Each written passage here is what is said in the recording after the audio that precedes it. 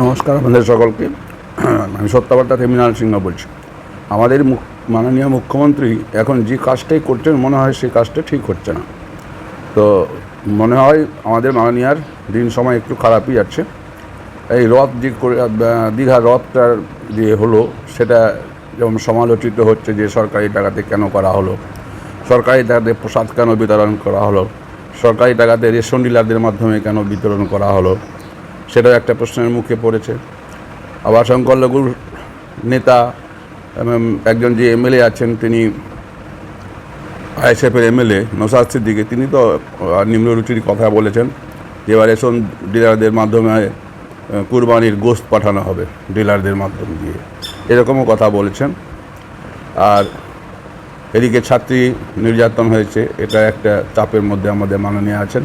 আবার কৃষ্ণনগরে কালকে আরেকটা মেয়ের দর্শন হয়েছে, তো এটাও একটা চাপ সৃষ্টি হবে আবার। আর আমাদের